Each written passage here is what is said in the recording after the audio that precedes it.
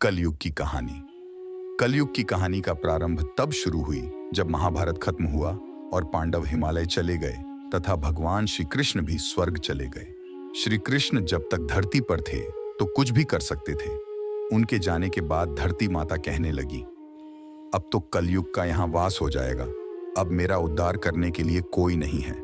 सतयुग, त्रेता युग, द्वापर युग में तो भगवान ने अवतार लेकर बुराई का अंत किया था।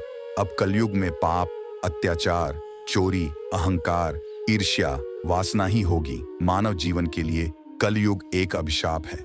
3 युगों के बाद कलयुग आने के 2 कारण नजर आते हैं। पहला कारण या तो पृथ्वी का पूर्ण विनाश होगा। दूसरा कारण यह है कि पापियों का पूर्ण विनाश करने फिर प्रभु कोई अवतार ले।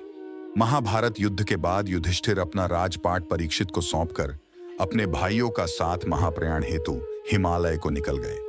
तब धर्म रूपी बैल और गाय रूप में बैठी पृथ्वी सरस्वती नदी के किनारे बैठकर वार्तालाप कर रहे थे। तब वहां कलयुग आ गया और उन दोनों पर प्रहार करने लगा। तभी वहां से राजा परीक्षित गुजर रहे थे। उन्होंने गाय और बैल को मारते देख क्रोधित हो गए। राजा परीक्षित उसे मार देने के लिए जैसे ही तलवार निकाली, वैसे ही कलयुग उनके पैरों में गिर गया और क्षमा मांगने लगा। राजा परीक्षित ने कहा, झूठ, कपट, चोरी, पाप, अधर्म, गरीबी, सबका कारण तू ही है। उन्होंने कहा, मेरे राज्य से निकल जा और वापस मत आना। तब कलयुग ने कहा, हे राजन, पूरी पृथ्वी पर आपका ही राज्य है, आप ही मुझे शरण दें। तब राजा परीक्षित ने कहा, झूठ, धूत परस्त्री गमन, मदपान और हिंसा में तू रह सकता है। कलयुग ने कहा, महाराज, ये तो पर्याप्त नहीं है, मुझे कुछ और भी दे। तब राजा परीक्षित ने कहा, मैं तुझे सोने स्वर्ण में स्थान देता हूं। यह आशीर्वाद मिलते ही वो राजा परीक्षित के सोने के मुकुट में बैठ गया। धरती पर 4 युग होते हैं। पहला युग सतयुग। इस युग में धर्म के 4 पैर थे, जिसमें राजा हरीशचंद्र पैदा हुए थे। उन्होंने सत्य के लिए अपने परिवार का बलिदान कर दिया था। उस समय सत्य 100% था। त्रेता युग। इस युग में धर्म के 3 पैर ही रहे। इस युग में भगवान विष्णु ने वामन और राम अवतार लिया था। त्रेता युग में पाप की मात्रा 25 और धर्म की 75% हो गई थी।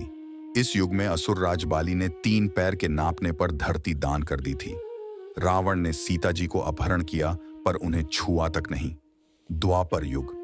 इस युग में धर्म के 2 पैर ही रहे, क्योंकि 50% पाप और 50% धर्म ही बचा था। इसी युग में महाभारत हुई थी। वह युद्ध भी धर्म युद्ध ही था। उस युग में भगवान श्री कृष्ण अवतार में आए और पापियों का नाश किया और धर्म की रक्षा की। कलयुग। इस युग में धर्म का नामो निशान मिटता जा रहा है। धर्म पंगु बन गया है। अब धर्म का 1/4 हिस्सा ही रह गया है। पाप की मात्रा 75 और पुण्य की 25% रह गई है।